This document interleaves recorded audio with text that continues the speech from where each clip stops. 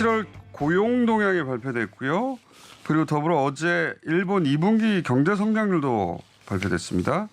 최백은 교수님 모셨습니다. 안녕하십니까? 네, 안녕하세요. 자, 7월 고용 동향 항상 고용 동향 나오면 뭐 부정적인 기사가 쏟아지는데 어제는 또 IMF 이후 고용 21년 만에 고용 쇼크 이런 기사가 많이 나왔어요. 예. 자, 21년 만에 고용 쇼크 이거 하나 하고 그다음에 일본의 2분기 경제 성장률이 발표됐는데 연율로 따지니까 마이너스 27.8. 마이너스 27.8은 이게 망한 거 아닙니까? 거의. 자, 그 정도 수준인데 두 가지 짚어보겠습니다. 예. 하나는 고용 동향이요. 동향부터 먼저 말씀드리면요. 그 21년 만에 최대 실업자 뭐 이런 이제 기사가 많이 떴죠. 근데 21년 만이면은 이제 IMF 외환위기 때를 이제 이유로 그렇죠. 이제 그렇다는 얘기잖아요. 근데 지난번 성장률 할 때도 이런 기사 나왔잖아요. 예. IMF 이후 뭐 최저 뭐 IMF 예, 그랬었죠. 예.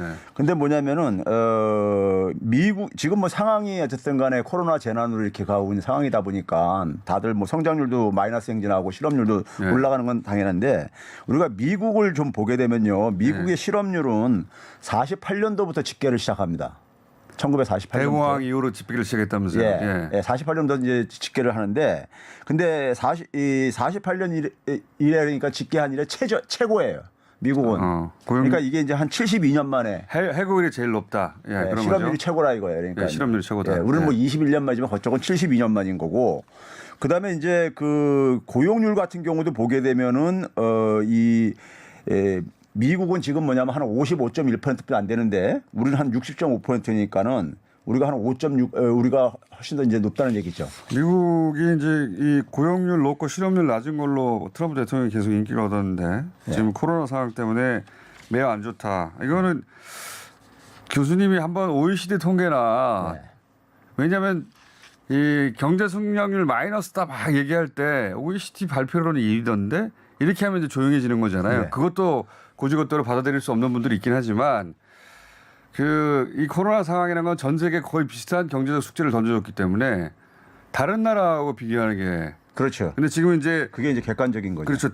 대표적으로 미국이 이 고용 지표가 가장 좋았던 국가였으니까 이제 이 지표와 비교하시는 건데. 그러니까 이제 고용률 하락이나 고용률 하락할 수밖에 없고 실업률은 올라갈 수밖에 없는데 코로나 때문에 우리나라가 고용률 하락폭이 상대적으로 굉장히 적은 거고요. 그러니까 적은 거고 다른 주요 국가들은 굉장히 큰 폭으로 이제 그러니까 고용률 하락이 그러니까 이런 것도 국제적 비교를 해야 되는 상황이다. 그렇죠. 그런 상황이고. 그다음에 이제 한 가지 더만 간다면 취업자가 한 27만 7천 명이 감소했는데 소위 말해서 우리가 이제 숙박, 음식업, 도소매업이라는 자영업에서 이제 35만 2천 명이 줄어들었어요. 특히 숙박업이 치명타겠죠. 맞습니다. 치명타. 맞습니다. 숙박, 음식업이 한 23만 명 정도. 대형 그 호텔 체인들도 굉장히 어려워하던데. 그러니까요. 거기서 한 23만 명이 그랬거든요. 그러니까 이 부분이 그러니까 이제 만들어낸 부분이에요. 너무 당연한 거 아닙니까? 당연한 거죠. 그런데 문제는 뭐냐면 이 부분이 과하다면 사실 우리가 기본재난 지원금이라든가 재난지원금이라든가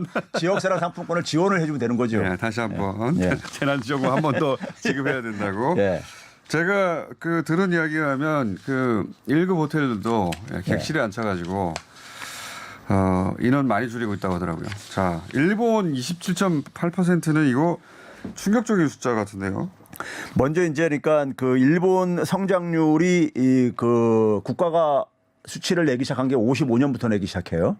55년인데 가장 이제 그러니까 최저라는 것이고 전분기 대비 최저. 그러니까 2분기 기준으로 그러니까 성장률이 최저라는 얘기고 그다음에 마이너스 27.8%는 좀 조심스럽게 해석을 해야 되는 것이요. 연율로 그냥 그렇죠. 이게 이제 그러니까 4분기 갔을 때 이제 얘기고 지난해 2분기 대비 제가 많이 비교를 했잖아요. 이게 이제 OECD 국가들이 거의 다 나왔는데 마이너스 9.9%예요.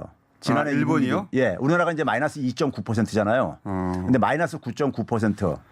그러니까 미국이 지난번에 마이너스 9.5%였었거든요. 그러니까 미국보다 좀 근데 이제 일본 같은 경우는 이제 재정 투입을 지난번에도 얘기했듯이 GDP 대비 GDP 대비 42%나 투입을 했단 말이에요. GDP 대비 42%를 한 번에 투입했어요? 예. 아니 그 두 차례에 걸쳐서 이제 두 차례에 걸쳐.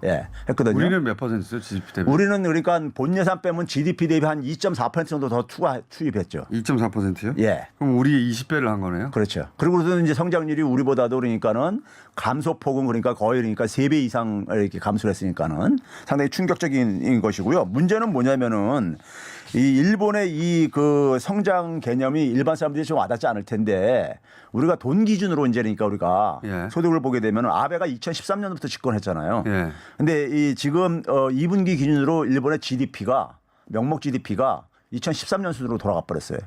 아, 10년 전으로. 예. 근데 문제는 뭐냐면 그 사이에 끝났습니다.